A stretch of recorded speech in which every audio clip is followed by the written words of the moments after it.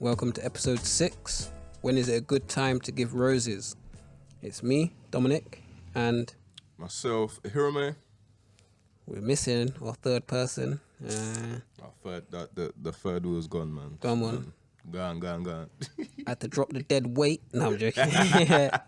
I'm joking. Safety precautions. Feeling unwell in the current climate, the COVID, the vid. They decided to isolate till they get their results back. So, no Kenny today. But Rem's gonna take charge, lead. All right. As you know, we start off with questions, yeah? So, question to kick us off is, what job would you never do? So as a career, what job would you never do? Like, what job is almost beneath you? Boy.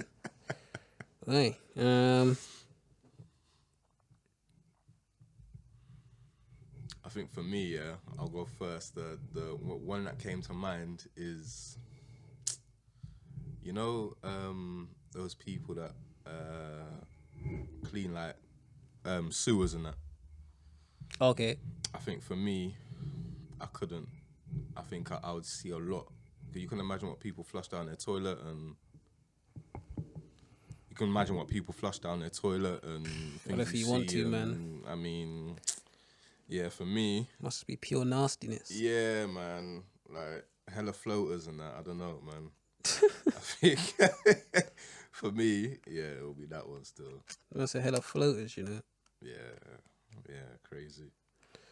For me, I'm quite easy. Like if the P's were all the same, there's not many jobs I wouldn't do.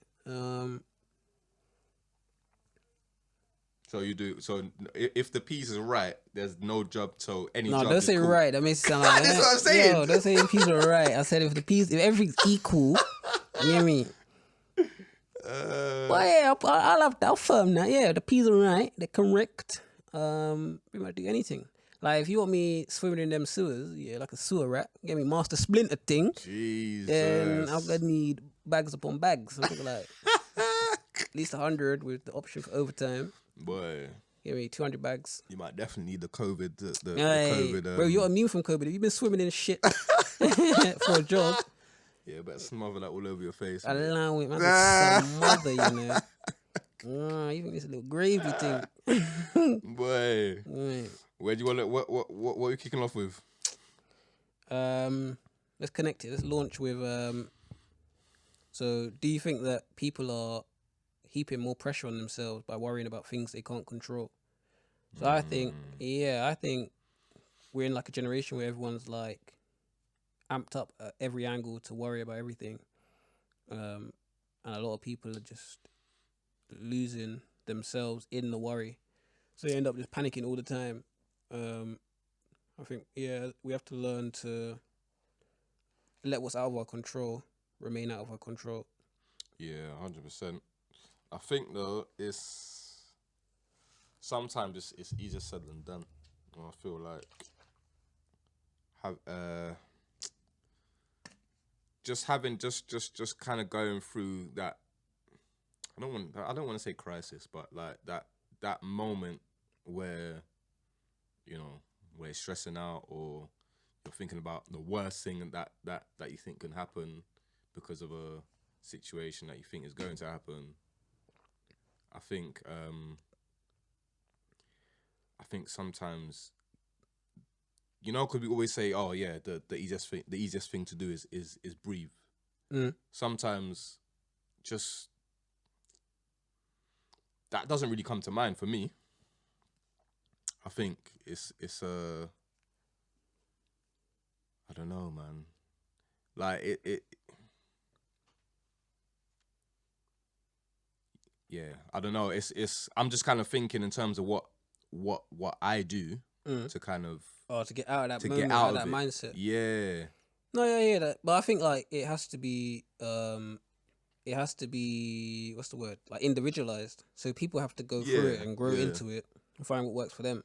Because even like with that strippiness they used to teach you at school, where it was like, oh, if you're feeling angry, before you count punch, to 10. before you punch man in his face, count to 10, and bro, I can't even tell my son that because I wouldn't do that. Well, at all. If you're standing there in front of someone and you start counting, do you think a man's letting you get to 10? I can't. Imagine that. You just rob someone and they start counting 1, 2. Bro, I'm either banging you in your face first, or I'm gone. Yeah. There's no way I'm standing there till you reach 10. Yeah, it's mad. It's mad. See what the result is. I don't know. I think some. It's interesting because I think some, like, quote unquote solutions to calming someone down. It's unrealistic. Bruv, it's unrealistic. Like, who's gonna hold that? Who's gonna like count to 10 or hold their breath for a few seconds, or I don't know, like walk up and down until start pacing till the stress is gone. In theory, I guess it it may seem like it would work, but I mean, I don't know anyone that's done that. I certainly haven't done that. Bro, no one in my circle is there. I think the in the hostile moments. Yeah, I think the things that I do is just kind of either leave the location where I am for a bit, or leave the room, or whatever. Dip out of the situation for a sec. And then kind of being by myself. I think that helps to a certain extent. But that's what it is for me. Like, like I said, with the personalization thing, I do. It's one of them ones where I would like leave the situation on the basis that if I'm still angry in like 5 minutes, then it's all calm. Yeah. Like, I just need to know that like the consequences are worth the action.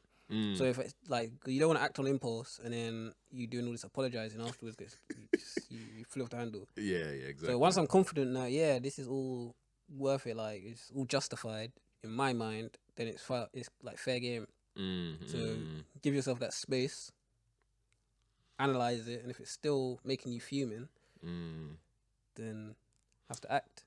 The thing is, like, I think that's true, and I think like if we kind of like zoom out and kind of think about what the factors are for why, obviously I can't speak for everyone, but why, a lot of people feel the way they do is, we got, things on social media, we got the news, because watching the news, like I don't watch the news, but when I used to, or I never really used to, but like when it was on, when my parents would watch it or whatever, and I'll be in the same room, it's depressing, Yeah. Like even down to the music, the music, it's like it's so dramatic for no reason. Yeah. Like, and there's always get you pumped up. There's always like a sense of anxiety on just the music. Like they know what they're doing, and it's like. Well, they give you the clip where the person's explaining what happened to them. But they have the man all blacked out, bro. Yeah, that's what I'm saying. Look like Darth Vader, bro. Talk about they chased me for 10 minutes. It's mad. It's like, and that's like the first clip they show. Yeah. And this is coming up later tonight. Yeah. Now you and need you're to like, know. What? Bro, wait, I want to watch that. Wait, what happened? But you need to know why man got chased. That's what I'm saying. Turns out he punched the old lady in the face. And the grandkids come for him. It's like, well, if you'd have said this in the beginning, man would have turned off. That's what I'm saying. Like, that's all we need to know. But it's also like, I find that it makes a big difference if you come out of your echo chamber. So I found it was more triggering when I was only like way back. I used to this is like when I was younger. You used to only follow or watch shows you knew were in line with you. But then they always give you stuff that's going to trigger you. Like, they're directed for you. Like, it's aimed at you, so they know exactly what to be saying. Whereas when you're watching other things, like where you wouldn't necessarily agree with everything they say, they come with different angles on the same topic, which adds balance, which then makes it feel like, like the sky's not falling, we're not all melting, like. But then how, like, what is the ratio of that? Like, what's the ratio of seeing stuff that actually makes sense? Like what we watch to what is geared to to keep us kind of depressed or keep us anxious or just give us like the wrong information generally, like totally. Like, I don't know. I think there seems to be more of the latter, to be honest, because I feel like there's a lot more, and it's all about a power game, innit? So you have all the different big channels, for example, the big companies that have the money to kind of pump, you know, certain news or certain ways they want you to feel in your face. And then you have what you're speaking about, you know, people that or organizations or companies or whatever that are speaking truth, speaking balance. But how often do we see that? Yeah, but I'm thinking, like, I think a lot of people, because more in your face now, they think that the ratio is different. I feel like it was always like this. Like, things were always, there was always more lies than truth out there. But if everyone thinks the same lies are true, then it just becomes the truth. So, like, as we've seen with, like, so for example, let's use like BLM. I'm seeing a lot of people since the beginning saying stuff like, oh, well, like, if this was really an issue, then why are people only just complaining now? And it's like, for them, no one was complaining until this summer, innit? Yeah. Their truth is become the truth. Like, they feel like that is genuinely what was happening. Like, everyone was just harmonious. And then, like, someone died in America, and then all the black people just coordinated and said, yeah, we're gonna like ruin white people. And it's like, if you say a lie enough, it becomes the truth, which is like a Hitler quote. But it works. That is literally the definition of politics, of journalism at the moment. It's all about who can come up with the most, like, sensationalist lie. Like, the truth is second now. Like, journalism, when it used to be portrayed in like the movies, was like this person that would run around, find like the maddest story, like uncover the maddest like corruption. And now in the real world, it's like journalism is running around and causing the most corruption. Like, how do you keep these people in power, and then get a little cream off the top for doing so? So it's like, yeah, like, it's basically like the world now is growing from an adult to a child. It's like we had like bare fairy tales in our head of what was actually going on behind the scenes. Now we've actually had the curtain lifted and we're seeing what's going on behind the scenes. This looks mad. It's like every angle is lined up to like remove things from you, whether it's your freedom, your money, whatever. So it just seems like it's all too much, which is why I think like a lot of people see everything behind the curtain and then start panicking. Like, how could I ever defeat this, that, and the other, Amazon and the government and this person and that person? It's like, you have to take it at small steps, small bites.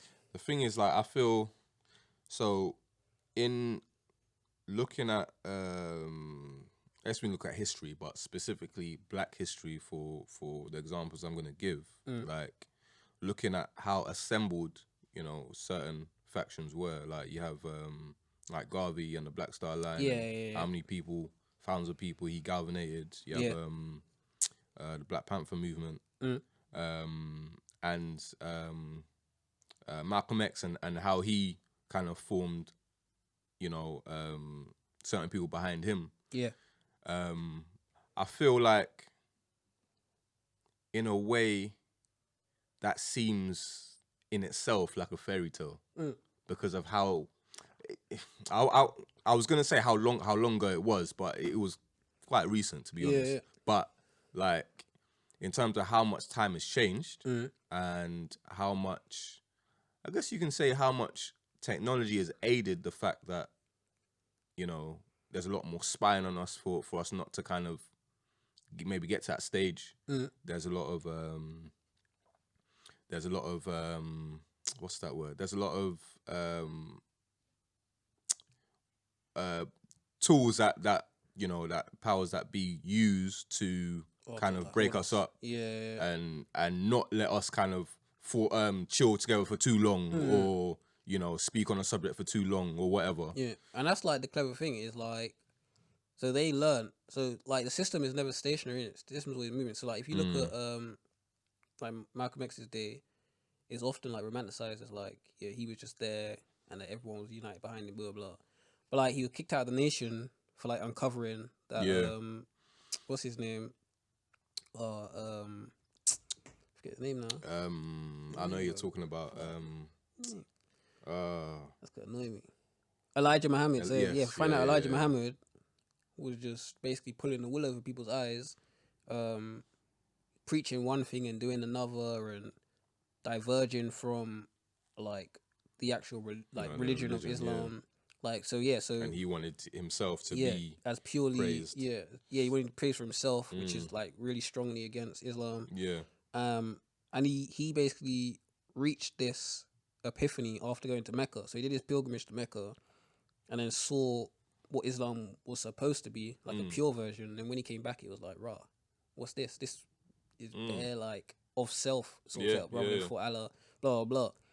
But say all that to say, so there was always corruption. There was always people in the community that wanted for themselves, but they're willing to use black liberation, whatever, for personal gain. Where I feel like now it just looks more shady, just because you're seeing a lot more people. So a lot of people on like social media that will do it, and they're like they don't really get a following, but because you've seen it, it just sticks in your head that that's what's going on. But I think like there's a lot of people that are still doing good. Like even what Swiss is doing. Oh, come on, yeah, with Black Pound Day and stuff. He's doing it all on his own back. And he's still going, bro. Like, even when the heat's dropped off now, he's still pushing through. Yeah. Still and posting, still following, still linking up with businesses. And so it has to be commended. Like there are people out there that are committed all the way. I think now the difference is that you have to look for it. Yeah. Like, you know, you have to look. It's almost like you have to look. Well, in a way, it's kind of a metaphor because you have to. Not a metaphor, sorry. It's a what's the word? Anyway, I can't remember the word. But yeah, you have to look for it, and it's very similar to how you have to look within yourself to kind of find a better version of yourself. Yeah, do you know what I mean? Because if you want a better society, a better community, whatever, then you yourself have to make that decision. Yeah. That, you know, in order for me to have a better community, whatever, then you have to decide there's a part of me that has to be better. Do you know what I mean? And I think to kind of tie it back to the original question, I feel like sometimes you have to kind of step back from you know what is being pushed in our face to kind of, you know, ask yourself like certain questions about is what I'm allowing myself to see right for myself? Yeah. Is it, you know, is it doing me any good? Am I growing from it? Am I learning anything you know, that I need to learn in order to grow? Because I think sometimes you can kind of get stuck in that kind of repetition of looking on Insta, looking on social media, like, you know, even looking at our you know, celebrities that we feel we rate that aren't really doing good. Yeah. But then we're like, but yeah, like they've got the latest this, latest that, you know, they're what we feel we aspire to be, but really, are they? But that's a big thing though. It's like what you surround yourself with is very important. Like the people and the things, because it's even as small as like two people could see the same thing and have completely different like views on it, and so it goes to show that like you need the right people around you, because you never know when you're gonna need that little push. The push will either push you to it or further from it. Yeah, exactly. Yeah.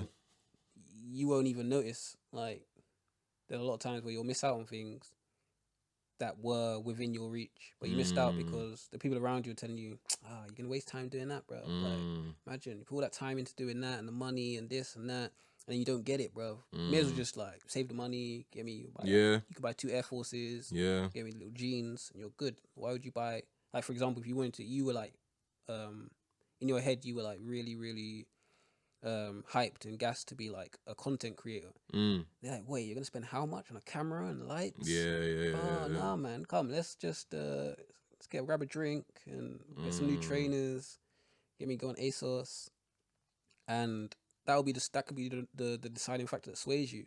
These people convince you, oh, no one's gonna really watch that, man. There's already Bear Man doing that, man. And that compared to people that say, yeah, let's do that, bro. I'll even help you. Like, what do you need? Like, do you want this? Or I'll look through your things, or let's brainstorm. And that is like a small difference, but that'll be the whole, like, that'll be the difference between you doing it and not doing it. And so, to kind of go off topic a bit, but kind of on what you're literally saying. How many people do you think have yes people around them, like 100%? And what I mean by that is like constantly yes, and not kind of being like, I think a lot. Like, no, like what you're doing, you know, maybe you can go this way, as opposed to, you want to do that, yeah? You want to have ankle swingers? Yeah, go on.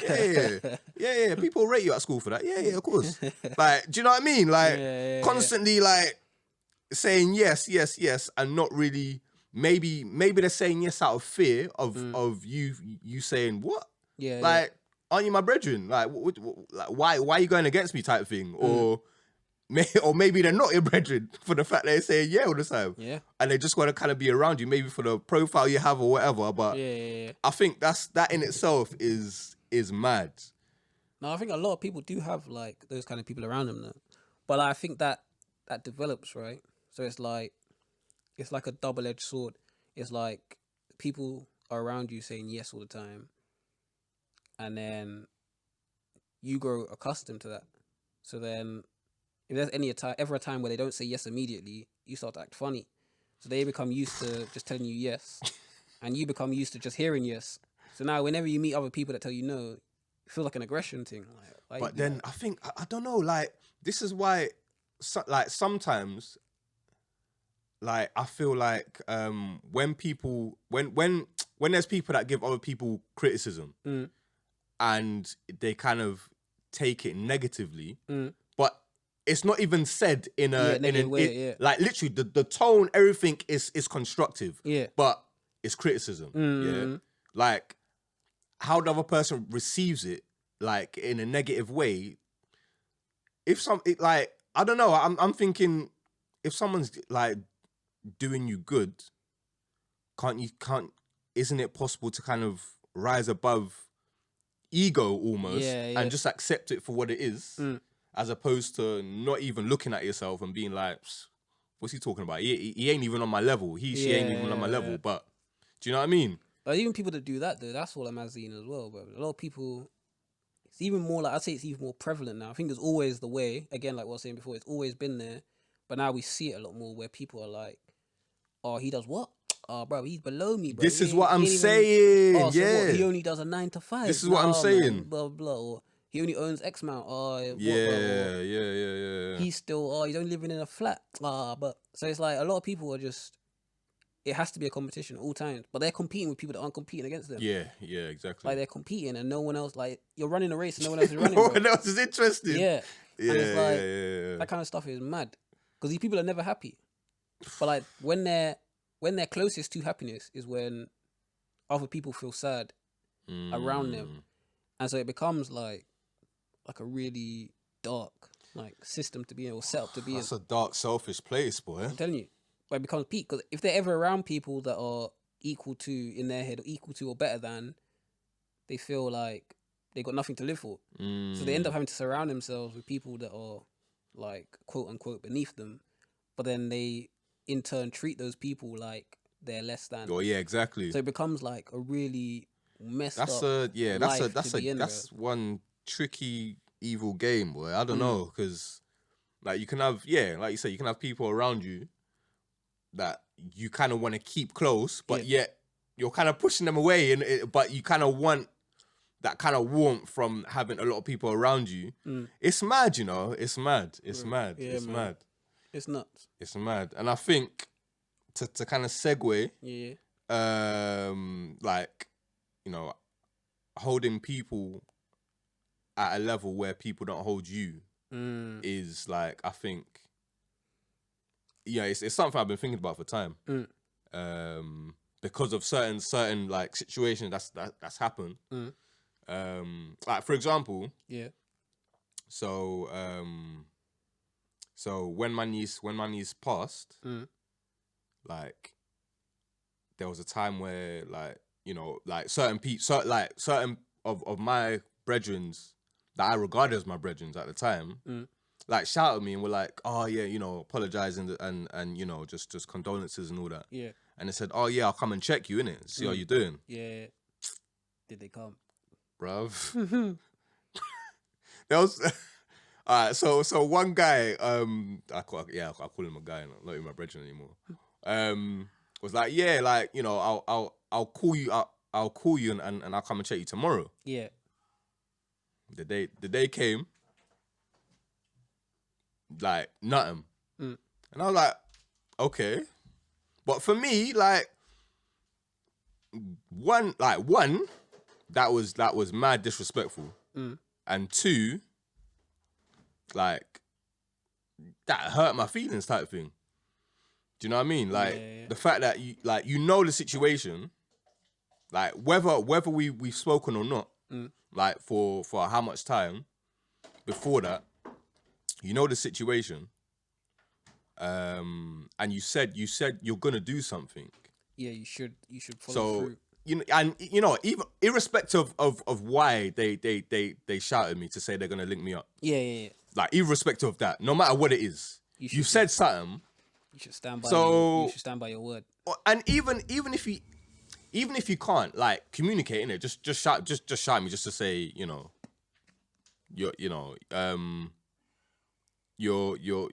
can't make it. Let's rearrange. Cool. Like it's why communication is key. But for me, it's just one of them things where, you know, I had to kind of write it off because it wasn't going to be a thing where I was gonna chase to be like, wagwan, why aren't you shouting me? And that's just one of them things that had to be left. That's an important thing in that kind of scenario is like people need to know what they're aiming for when they do certain things. Because certain times people will like chase someone, and it's like when they catch them, there's nothing to do. Yeah. So like by the time you catch someone, like say you chased him, you're like, oh, bruv, you didn't come check me, ratata. Keeps dodging it, and eventually you lot buck up. What are you talking about now? Now you force a man to link. It's like, bro, we're not friends. I don't want to talk to you. So it's like you've done all that chasing to get zero reward at the end. Yeah. And so a lot of people don't factor that in. They don't think, well, what do I aim to achieve? And so they get to the end point and then there's no achievement and they feel rattled. They've done all this work. Yeah, and exactly. There's no reward at the end. Exactly. And they're just like, fuck. And it's almost like, you know, because so this particular guy that I was speaking about, we've been friends for years, like over 10 years. And it's kind of like building up to this point, what was, I don't know, like what was the friendship, was the meaning of the friendship kind of lost at a certain point? Or was it like, because even if like, obviously, you know, we all make different friends, we have different friends in different circles, of course, but to kind of forget almost kind of, you know, how far you've kind of come with a brethren or whatever, it's like, I don't know. I kind of feel what's the point of the friendship in the first place then? Yeah. Do you know what I mean? No, it's a tight one because it's like,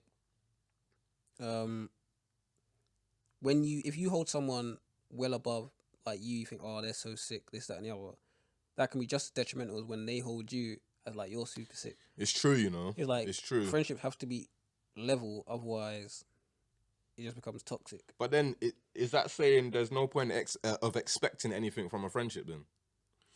No, I wouldn't say you can not expect, but I'm saying you shouldn't feel like you're being carried, and you shouldn't feel like you're carrying. Like, you should feel like you're an equal, but you're happy to be different. Yeah. And if that's not the feeling, then it's going to become toxic. Because you're either going to think you're above this person, so it's like, why are they calling me, man? Always just calling me. Or it's going to be like, oh, I need to call so-and-so so I can run this past them, or so they can come around. If they're not here, then it's not a fun time. So you either become dependent or you become like the parent. Yeah, it's like- I get you. Yeah. It becomes a really toxic dynamic if. But I think even if the friendship is rekindled, it's never going to be the same. Because, yeah, like we can say, yeah, you know, at a certain point, for whatever the reason was, you know, he or she can be forgiven. But, you know, what was done is done, innit? What was done was done, innit? And yeah, I don't know, man. It's yeah, I don't know, man. It's just one of them things, isn't it? But Yeah, so I'm wondering like how you change that, because like, a lot of people like you can't like install confidence in people, innit? Like people either like they have to do the work themselves, innit? So a lot of people just see other people as confident and say, oh well, I don't feel confident and I'll never be like them. But it's like no one starts off confident. of course, Like some people are more like some people have confidence installed at home, and so by the time they're in school and that, they just seem confident and blah blah. And then some people build it up at like secondary because of whatever. Some people do it in uni, but at some stage you have to work on it, innit? It has to be built. Yeah. Up. Yeah, you have to build on it. It has to be instilled. But it's like, yeah, a lot of people just see end results and then think, well, look where I am and look where they are. I can never get there. And so it's a bit. But then for me, I don't understand that, you know, because if you're brethrens, then like in a way that should be a way of and this is why again I say communication is key, because you have to kind of be at a point where you can maybe confide in your brethren, and say, okay, this you know, this is maybe what I want to do, and I admire this about you. Like, teach me, innit? Like how, like, you know, do you know what I mean? Like, teach me, how can I, do you know what I mean? Or vice versa, or whatever. Like, I don't know. I don't know how someone can get to a point in a friendship for, no matter really how long, but, you know, I guess maybe years or whatever, where, you know, you're tight to a degree, and then after a certain point, you kind of fall off without almost no kind of, you know, no kind of reason or no. Do you get what I mean? Like, no, like real serious thing. You kind of thing just dead. Like people Kinda, stop yeah. contacting each other, just ghosting. Yeah, it's a bit of a fishy one. But well, confidence and stuff like that is tight. It's like a lot of these things seem normal, but it's all about perspective. Like certain people literally don't see things the same way because no one in their circle moves like that. So the circle you're in, if everyone is like lacking confidence and whatever, and they all just move like, or if their feelings are slighted, rather than talk to the person, they just delete the number out of their phone. That's where the whole circle moves. Mad, you know. Real trust, but that's the way the whole circle moves. It doesn't seem wrong. Yeah. So it's like, yeah. your mind doesn't even think of an alternative solution because that is the solution. So in the same way, we don't see an alternative solution to just addressing it. Like you just call someone and say, "Yo, what's going on?" There would be no alternative solution for us. Like if I had an issue, you wouldn't just be like, "Oh, well, there goes a friend." But you'd have to be like, "Yo, what's going on, bro?" And but for them, it's the opposite way. It's like there is no alternative solution to just locking the thing off. Like this friendship just didn't work out, so on to the next. So it's but yeah, it has to be like self-work. You have to put yourself around people that you want to emulate. But you also have to do the work. So you can't just put yourself, because that's where it gets onto the toxic bit. Like, so people just put themselves around people they think are like better, but they don't do any work. Well, They're just there thinking, oh, I'm lucky to be here, sort of thing. And it's like, it just becomes toxic. Like, you just become like someone that's just fucking like hanging around, like, you start feeling worse. Yeah. But everyone's doing stuff and you're not. And just snowballs. It's tight. Boy. What other one I want to talk about is so what's going on in France.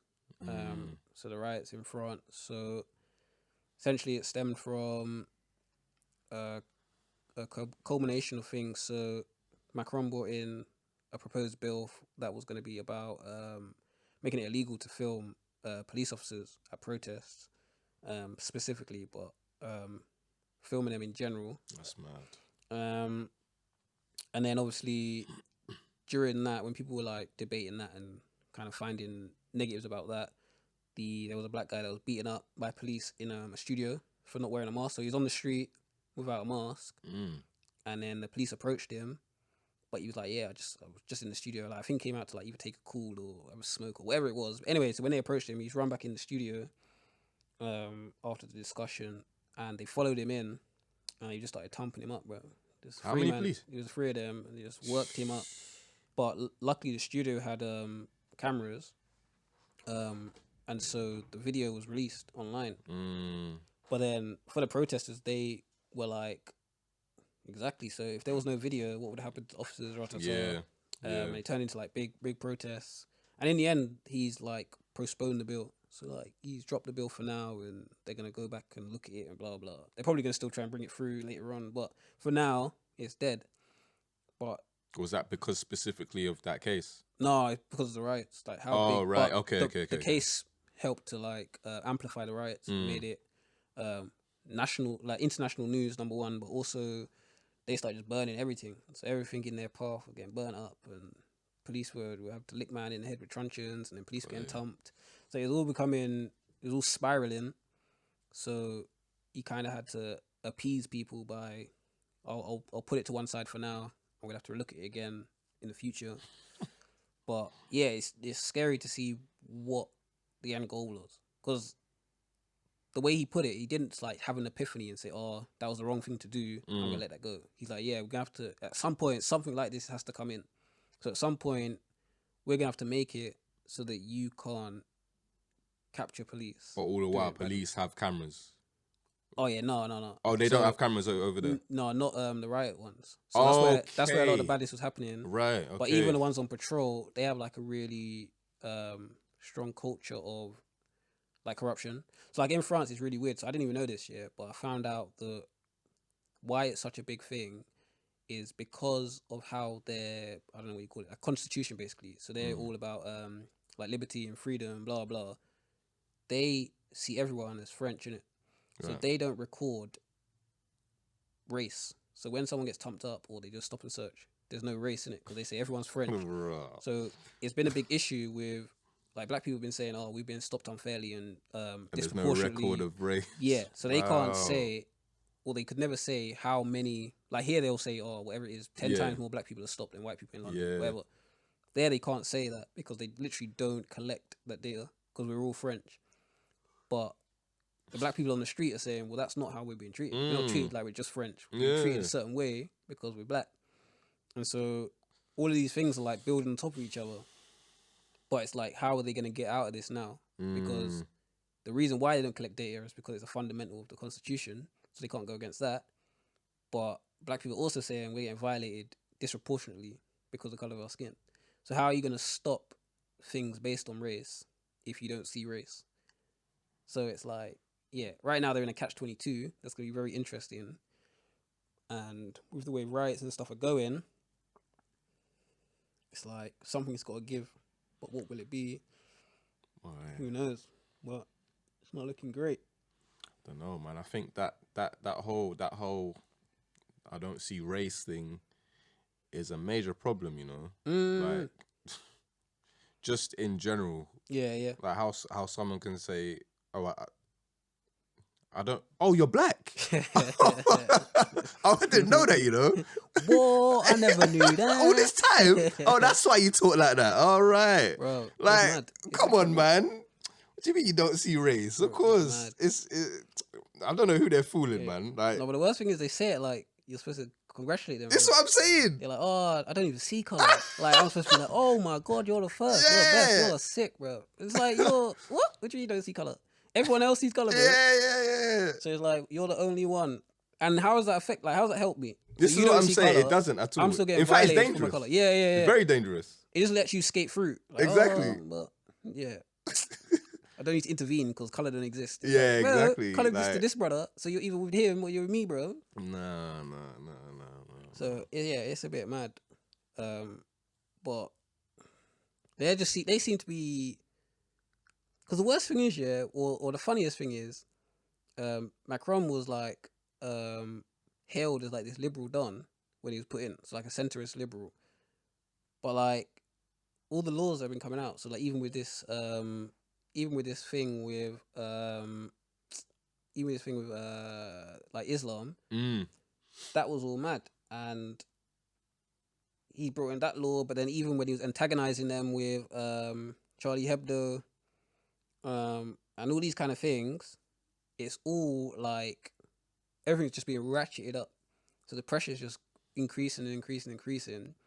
And like now, Turkey's moving smoky against them. It's like for a time, I don't know if it got stopped now, but for a time, Turkey was doing like a boycott of like French goods in their shops. Because there's a good connection because of France's connections with like the Arab world. Yeah. A lot of their produce goes to like the Arab world, so like Turkey and those kind of places. But then because of what he said, they were like boycotting it. But then the French were like, if you do this, then we're gonna retaliate with our own boycotts, and it just getting ratcheted up and up and up. And then obviously they had their attack, and like it's just like they're allowing stuff to just snowball, and it seems like no one's taking charge. Because like I can't remember a year where France hasn't had like a terrorist attack. Yeah, France for like how long? Like it's been years. Like it becomes like normal now. You hear, oh, France was attacked. Yeah, blah blah. They're busy, you know. And it's like this shouldn't be as normal as it is. Like, do you remember there was a time where you'd hear terrorist attack, and you'd be like, oh, this is crazy. What's going on? Blah blah. And now you'll see it, and you'll be like, I'll catch that later on, but I'll see what's going on later on. Like, wait for the story to develop. But it's like it's too normal now, and it's like I don't see how they're gonna get out of this because neither side wants to back down. What do you think? What do you think the big where that the retaliation kind of culture came from with France, like within France? Well, I think it's more like it's always been there. Sort of like here, it's like they used to have colonies, isn't it? So it's always been a class system, like the top dictating to the bottom. But now those points are changing. Like the Arab world is a lot more powerful now than it was. They got a lot more Arabs in France. Yeah. And so these people want to have influence over their own countries for one, and their own lives in France for two. And so you're finding now that the people that were powerful having to relinquish some power. They don't like that. Yeah. And so it's all just getting tight. Like it's all just a struggle now for power. And then the people that are losing power are suddenly complaining about how unfair the system is. People that are gaining power are like, well, I was telling you that before, you didn't care. Now I've got power, I'm not really trying to give it up. Like, so it's like, it's all just a really messy situation. But it's happening all over the West. It's happening in America. It's happening here. And so it's just really mad. It's like everyone was being told that power was being wielded unfairly, and like no one cared for like 50 years, 60 years plus. And now power is starting to be redistributed, and the people that were powerful are saying, "Oh, this is unfair." I'm like, bro, I know. Yeah, I was telling you. Yeah. But they're powerless now. They got power. They're, obviously some of them get, like power thirsty, power hungry, bro. And Of course. Yeah, they get that bloodlust. Like, bro, I'm gonna give me reparations. Well, so it's a bit tight, bro. But see how things end, how things transition. But it's all looking interesting. Boy, I don't know, man. Yeah, it's, I don't really know too much about that, so yeah, it was interesting. But then it grows into so with that it grows into the protests in India, which are connected. So it's the same thing with the transition. So obviously way back, like say 50 years ago, India was very poor and was getting what's the word? It was getting like controlled by Britain and the West in general. And then through that period when so they've had independence, blah blah, and they were still being controlled by the West, but financially. So like they wanted people to make cheap goods there and rah-ta-ta. But steadily they're like China, their influence and their money and their economy has been increasing. And now they're sort of getting to the crossover point where people are sort of saying, we're seeing how much you lot at the top are getting from this, And we need stuff to be divvied out a bit better than this. We need this to be distributed a bit better than this. Like we're on the ground doing 20-hour days, sleeping in the factory and everything there. We're gonna need a better slice of this this makeup, which is a catch-22. Because it's like if they start divvying it up better, the prices will increase for us. But that's fair, I'd say. Because I'd say we don't need to buy as many of these things as we do. So like it's made, things are built in with like obsolescence in them. So like we shouldn't need to buy a phone every year, and a lot of people don't now. A lot of people buy a phone every 2 years, every 3 years, whatever it is. Even now there was a study where they're saying a lot more people are buying the previous model now. Like that whole flagship mentality is dying out in the West because of the cost and the lack of innovation and blah blah. But because of that, they could afford to pay these people like properly. Like, because properly is not even crazy. It's like, not. Some of them are earning like £10 a year in that, and it's like £10 a year. I can't. But like, it's like that in itself is crazy. Yeah, and then like, but it's how much are these people skimming off the top? Like the companies in like the West and that, and even the upper class in those countries like India and China and stuff like that. The amount they're skimming off the top from the workers at the bottom is nuts. But yeah, like I'm saying now, the workers are resisting, they're fighting back, and it's happening everywhere. It happened in China before. I don't know if you saw that whole fiasco a while back where the manufacturers were putting their names and shit, putting notes in like iPhones and Macs and shit. Swear down. Yeah, like not just Macs, but like a lot of technology, Dell and all them other people. Yeah. They were like scratching in, my name's whatever, help me, or this, that. And it was a whole scandal for a while. And then like, but yeah, it's just mad. Like these people are becoming more aware, again with phones and social media, they're being able to give their stories direct, which is the good part of social media and diversifying your echo chamber. Yeah. Because you're seeing these stories direct. So rather than having it filtered and changed and you have to decipher what's true and what's not, you're hearing the man speak directly. I just done 20 hours and I've only earned the equivalent of whatever, blah, blah. In order to feed my family, I need to work X amount of hours doing X, Y, Z. And then you look at the products that they've been making, you're like, rah, that gets sold here for X, Y, Z. Imagine one of these jumpers would feed him and have his family set for the year or whatever it is. And it's like, yeah, we have to do more in terms of leading with our pockets. So yeah, it's a bit tight. But you know, it's interesting because that whole thing of how we as a people can can do more. Like what amount of people is it gonna take to? That's a bit of a silly question, but I know obviously if everyone does it, then it will make an effect. But I mean, like, how much people does it have to start with in order for other people to be like, okay, I see what they're doing, let me jump on board now. Yeah. Because like I don't know, it's one of them things where, there's the thing is a lot of people know what's right. Yeah. Everyone knows what's right. Yeah. But it's that thing of making that step to kind of, do what's right. I think that's where the hesitation and kind of like the block is.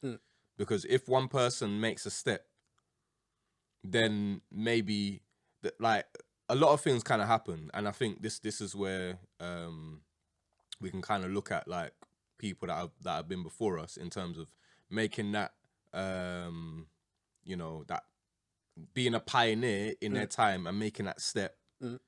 And then other people, looking at them either negatively or positively. Yeah. And saying, I'm going to jump on board, or no, I'm too scared. Yeah. Because you're the only one. Yeah. Do you know what I mean? But I think that goes into like the whole struggle though, because there's a guy, I forget his name. He's basically a CEO of a company, like Dan something. Long story short, he was like really rich. He was like multi-millionaire, blah, blah, CEO, ran a company. And then one day he just decided, like, he saw the inequality in like his company, and he was like, cool, he took a mad pay cut. He did like whatever it was, 50% pay cut. but he made sure that every person in the company was earning at least 60,000. Jeez.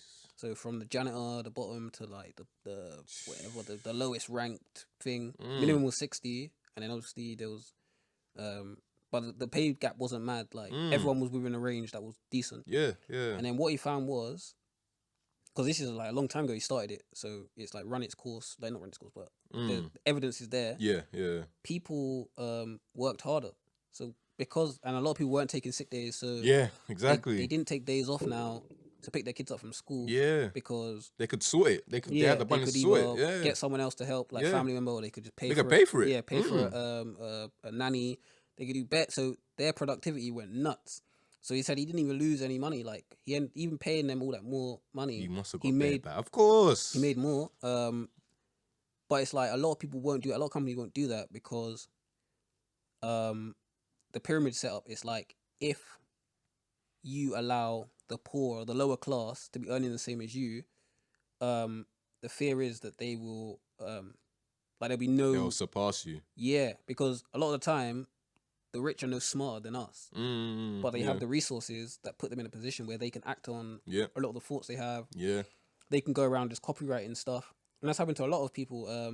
They will engineer and design certain things, and then a big company will come and just copyright it before you, or they'll edit it enough that it doesn't infringe on your copyright. Yeah. Then they have the marketing and the push and all this, and by the time you look up, you can't compete. And so, yeah, it's mad. It's like people don't want to lose power. People don't believe in their source enough to level the playing field. Yeah, yeah. And so it becomes a tight one. It's I don't know, man. It's one of them ones where we need to, like, it needs to happen, innit? Basically, it needs to happen. I think it will, and I think that's why we're seeing everything that we're seeing, because balance. This is nature. Balance has to come back. Do you know what I mean? It's been on one side for a while, a long while, and I think it's only natural that what we're seeing is what we're seeing. And I think, like you said, the resistance is only because of fear. Yeah. Do you know what I mean? Yeah. So, okay, cool.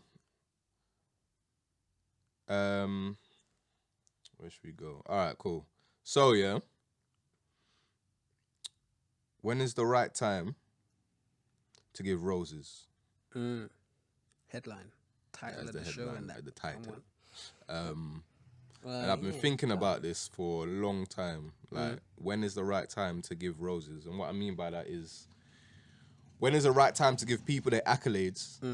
Or is there a right time? Like, is it okay to kind of, give them accolades, big them up, let them know what they're doing is sick when they're dead? or is that the right time? Or is the right time when they're breathing, when, or when they're feeling low? I think it's I don't know, man. I think it's a catch-22 because, like, we're all guilty of doing it. So, like, someone dies, and then, like, for me, there was a lot of artists. So, like, the one I can think off the top of my head was like Nipsey. So, yeah, like, I used to listen to his songs, like that, like the Marathon. I listened to that. I used to bang that out, like that album. But then there was so much other music coming out after that Marathon. I didn't really listen to him anymore. And then when he died, I just went back, saw all of the works, and it's like, he was hard, bro. Yeah, like, we knew it was hard from the Marathon, but there was so many bangers, and you're like, rah.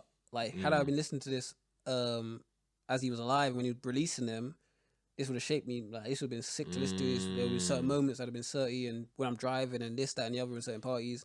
Same with Pop Smoke. I didn't really, but he was mad young. You're thinking, I got bare time. Man. I got bare time to catch him. Up, like, in like within 2 years, he blew up and he died. Yeah. But like when he was there, I was like, nah, it's not really for me. Yeah. But then when he died, and you were like, let me go back and see what the hype was. Let me see what everyone was listening to. Hard. You're like, bro, these are hard. But it's like, a lot of that is like, you think you have so much time, and you there's so much coming out, and there's so much happening. But when someone dies, the finality sort of focuses the mind, and now you're like, let me put everything to one side and make sure I sample all of this. And so that's when you start to go back through people's works and analyze it, and then the roses come naturally when they're gifted, and it also strips away what someone's saying at the time. Like don't know. I feel like this might be slightly off topic, but I'll see if I can make it like if it links to what I'm saying. So I don't know if you know what's her name, bro? I forget. It's like it begins with L, but she's the girl from Black Panther and the British Letitia, right? Letitia, yeah. So Yeah. undeniably, she's a sick actress, but obviously now, because of the whole fiasco, what she said online. Wait. What'd she say? People got onto her. She basically shared a video that was like, I don't know, like it was trying. She was basically trying to give an alternative side to this push towards like the vaccine for COVID. People got onto her saying it's dangerous and you're gonna encourage people not to take it and you're gonna kill people and blah blah. But the way you might say, oh, she did it the wrong way and blah blah, but she was just trying to give an alternative. Like everyone's pushing this one side, you have to get it. So she was trying to be like, boom, there's no harm really in looking into what's happening with it and whether you feel comfortable and rah ta ta. Long story short, that links into that would have an impact on how people see your work when you're alive. But touch wood, which doesn't happen. But if she were to die, all of that would sort of be forgotten. That wouldn't be as serious as it seems now. Like once someone dies, that stuff's no longer serious, and you get to just look at their work. Yeah. And if you just look at her work, you can't doubt that she's hard. So she would get mad roses. If she was to die now, she'd get mad roses that people aren't giving her now because they're stuck on other things like what she says or what she's wearing or who she might have been dating or this, that, and the third. That all gets brushed away when the finality of death hits. So I think that's part of it as well. But I think also we don't like to cherish people correctly. Yeah, I mean, I think the whole thing of like, is it? I'm gonna say this word, and I don't mean the literal word. I mean a war. Like, is it gay to do it? Like, is it like? Yo, no, use that as a title, bro. Get the whole thing cancelled, locked off. No, bro. but is it like? Is it? Trust. Is like, it looked at as like like when I mean that, I mean like the way it was used in school. Yeah. Yeah. Do you know what I mean? Is it like like? Is it not manly? Is it weak to kind of big someone else up? Yeah, is it flimsy? Like, do you know what I mean? Yeah. I think there's a lot of that in it. But I feel like that is changing a lot as well now. Like a lot more, like guys that are quote unquote masculine or in the position where they will give people props and shout people out on social media and stuff like that. So I think the next generation is going to be more open to doing it. Yeah, I should think so. So I think there's a lot of changes coming, but I feel like people forget how long change takes. And I think that's really interesting because like that's something that's come from this new flimsy floppy world. Like black people been dying for 100 years in the West, fighting for freedom, and we're still not all the way there. We're still talking about like almost there, like change is coming, but people expect everything else to be 4-year fight, a year fight, and it's like this is the reality of freedom. Is like it's never given, innit? It's always fought for, and it's always mad. Like so, like even with like Malcolm X and Martin Luther, they were like Martin Luther King was in FBI's like most wanted list. Like he was an enemy of the state, and even recently they can't remember who it was about, but basically they were showing the parallels between. Oh, I think it was Corbyn, but they were showing the parallels between. When Martin Luther King was alive, they were saying he was working with the communists and he went to overthrow America and he was working with Russia and they tapped his phone and all this stuff, yeah. And now these same, because don't forget it weren't that long ago. Like people like Bush and them man, and now like on Black History Month talk about how great he was and but it's like you wanted him dead, G. Like of course. You were moments away from pushing the button, and you might even push the button because we don't know who shot him in his chest on the balcony. So it's mad how in your time they'll tell you you're doing badness and like no one should trust you, and they'll ruin your whole life. And then after you've gone, people will be like, oh, isn't it great? Like the progress they caused and ratata. So it needs to stop being romanticized. This freedom fighting. Like freedom fighters will often be vilified. Of course. You have to be willing to stand on that for the benefit of whatever you're fighting for. Really. Well, it's tight. Yeah, man. But I think though that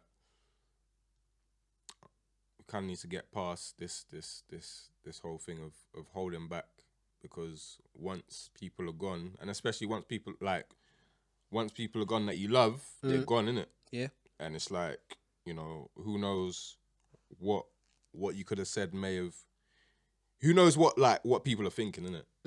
And you know, there are, you know, I guess, you know, all of us kind of go through it at one time, one stage in our life where, you know, like accolades help.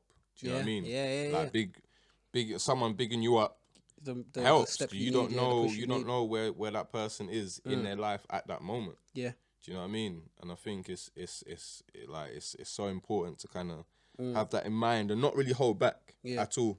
I think that factors in there. I think like when people are alive, sometimes you see someone that's so successful already that they want to hear that. Yeah, that's what I'm saying. They like, know they're sick. Like, they're strong, man. They can hold whatever they they're already going know, through. bro.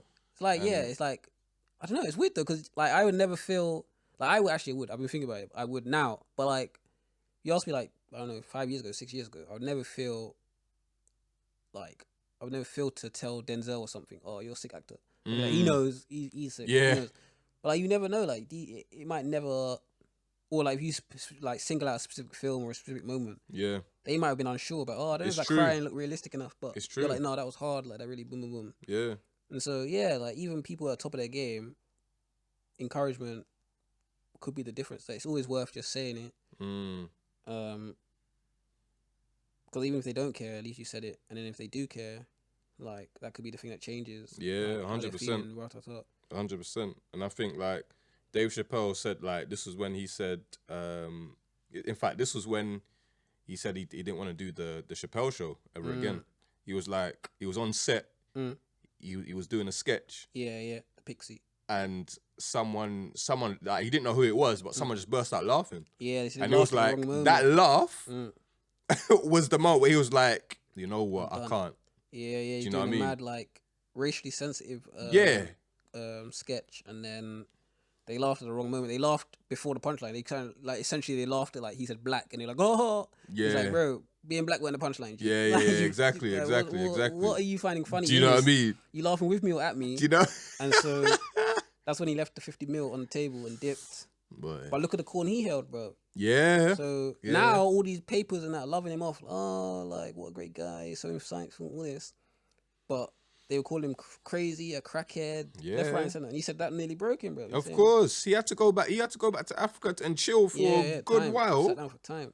You know what I mean? And when he came back, he was even just at his barn, and stuff like that, and thing. And then he was just doing small clubs for time. And then he came back, and now he's stronger than ever. But he was saying he never knew if that was a career-ending decision. Yeah, exactly. Just take it on the merit of his principles, and you have to rate that, bro. Like someone that's gonna stand on their principles, not knowing where the outcome is. But I disagree.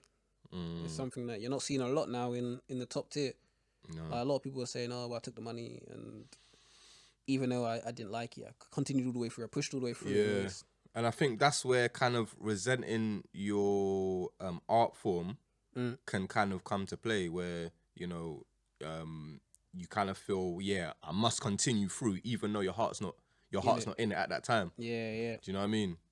And I think like it's so important to kind of go with how you feel. Do you know what I mean? And not kind of not chase the money, because as we know, like money don't you know, money and how you feel are two different things. Yeah.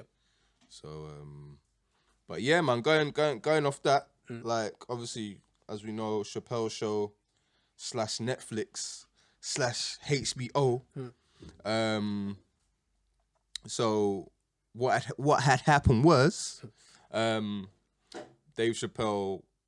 So HBO bought the Chappelle show off him when he was young, like 18 or like mad young. And you know, kind of fast forward to now, HBO Netflix were thinking about showing it. Yeah.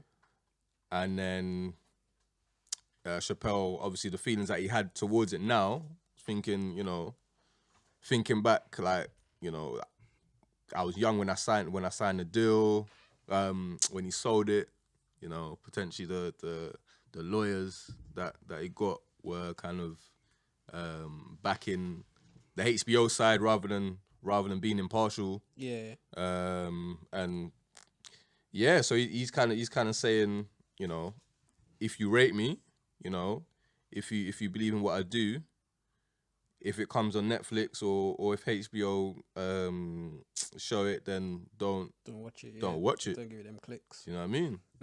What do you think of that? No, I think that's fair, man. I think like he has every right to ask, and he just hopes that they listen. But I think because he holds so much weight, that was why they appeased him. But that's sort of like a business decision. So it's like he's worth more to them happy than it is to keep the show and piss him off. And so it just became a business. Like numbers made sense. That's why they didn't do it because they liked him specifically or like because he asked the fans. It's all like that was part of the negotiating. So that's another thing people need to realize as well is all parties can't negotiate the same way. Yeah. So you have certain strengths in your negotiating hand and they have certain strengths in theirs. If you try and just play their way, then they're going to always have the upper hand.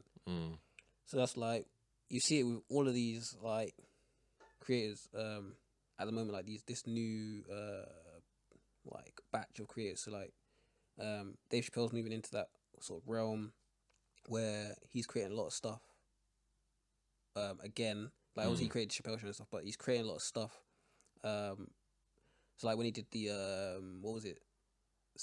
Whatever it was, 9 minutes 11. Yeah, yes, whatever it was. Yeah. That you could tell that was him that designed and pushed for that. Yeah. In partnership with Netflix, but like Joe Budden as well. He's like, but these people, they're showing that if you want to strengthen your negotiating hand, you have to operate differently. So Joe Budden uses podcast to leverage Spotify, and then when it didn't bang, he used his podcast to basically to amp up his own like channel, his own network. That's it. Right. Okay. His own network. So now when his network came out, there was already a buzz to it. The sponsors he can draw on are bigger and blah blah. But he did that because he saw that the negotiations weren't working and what they were offering weren't banging, like in his opinion. And so he leveraged Spotify's listeners by telling them consistently, like, yeah, I'm leaving. When I leave, I'm going to be doing my own thing, boom, boom. So how many of them transitioned with him? Yeah. But they were Spotify's fans. Like how many left? How many stopped paying their subscription to Spotify? And how many just came over? And all of that is leveraged the amount of ad revenue you can bring in and blah, blah, blah. And so it's like you have to work to the strength that you've got. Yeah. Because Spotify obviously had like a lot of the cars. They held the money. They held the platform. Yeah. At the time, they held like him in like they had a limit of the amount of podcasts he had to release and the length of the podcast. So he had to continue with them until he satisfied his contract. Yeah. So they held power then, but he was like cool, but I'm gonna get everything lined up. So as soon as I'm out of contract, I'm transitioning straight. There was no like dead space. Literally, it just kept going. And that's what we need to be looking into. We need to be looking into using your tools more effectively, because a lot of people will look at certain things and they don't have the business mind on it, and they say like, oh, why is he doing that? And oh, that's moist. He's always whinging and this and the other. But sometimes you're whinging not because you care what the people listening say, but you're using it to talk directly to that company in public. So now that company has to respond, and how they respond could make and break them. They say the wrong thing, their company can spiral. And if they say certain things, they say, oh, we're happy to work with him. But then in your DMs, they're saying, well, like this conversation's done. Yeah. puts them in a sticky. So you're playing chess behind the scenes, but you're playing certain moves are in public. And so that is the new way for the small guy, like the David and Goliath thing. It's like when you're the David, you have to be using different tactics, like guerrilla warfare on your part. Yeah. And so that is going to be the growing method. And I think these guys are going to be looked at as like pioneers for that method. As it becomes more and more normal, more and more creators are coming out every day, and stuff like that. So I think it's become more and more normal, and they're going to be looked at and studied more as time goes on. Yeah, and I think like this, like you said, this new age that we're not even that we're coming into, that we're in, is that age of, you can do it yourself. Like you don't need an agent, you don't need TV channels, you don't, bare people have made it off YouTube. Off YouTube. Yeah. And you can send like script directly to Netflix, to Amazon, and kind of work your way up like that, and then your show's on there, kind of thing. Do you know what I mean? For sure, so yeah. And it's, you know what I mean. So that shows that, we as individuals, that may not have millions of pounds or whatever, what we have is what we have, and we can use that. And because people always want content. Yeah. Do you know what I mean? Yeah. And if it works out, then it works out, innit? Do you know what I mean? So, yeah, and I think like kind of this whole TV thing is I don't know how they're gonna do it, but like the channels they seem to be dying out. Yeah. Because everyone's just jumping on, the subscriptions now. Yeah, I can't remember the last time I watched TV, man. That's what I'm saying. Like BBC especially. I imagine back in the day, you had to tune in for EastEnders. But even now, iPlayer. Yeah, that's what I'm saying. Yeah, but back in the day, you had to be there for 7:30. Yeah, exactly. Or you missed it. Yeah. Or you need to wait on Sunday. You saw it was like 7:45. You'd be like, I'll watch it on Sunday. Because I'm not doing it. Or BBC Three. Yeah. But I couldn't even imagine doing it now. I couldn't imagine like, what time is it on? Like, bro, if I have to be there for a certain time and wait for it, like, no if I have way. to be on for a certain time, then I'm not watching it, man. Nah. Like, if you're saying, it's only going to be on TV and it's only going to be on at 8, then it can't be that important. Yeah, exactly. So I'm done. I'm not in it. But exactly. we're all on our leisure thing now. We want to watch things when we want to watch them, when we've got time for them, and we're fitting media around our life rather than fitting around media. Exactly. Which is like a big shift, and a lot of places, like BBC for one, the biggest one, hasn't caught up with the times, and now they're barling because their TV license fee is dropped through the floor. Of course. So now they're trying to petition the government to make like Netflix and them things part of TV license. So if you're watching Netflix or Amazon Prime and them thing there, you have to still buy a TV license. But whether or not the government's going to do it, it'll be interesting. But what the BBC is saying, either that happens or we're going to need additional funding from government. So it'll be interesting what is the end result. But then I think there'll be a big blowback just quickly, just because of the high salaries that some of these presenters are getting. Yeah, like, it's mad. Yeah, it's arguing about whether or not they're worth it or not. But what I'm saying is, if a certain man are earning $1 million a year, and you're barring that you're not getting enough TV license fees, the first thing should be reducing that $1 million to maybe 100,000. Yeah.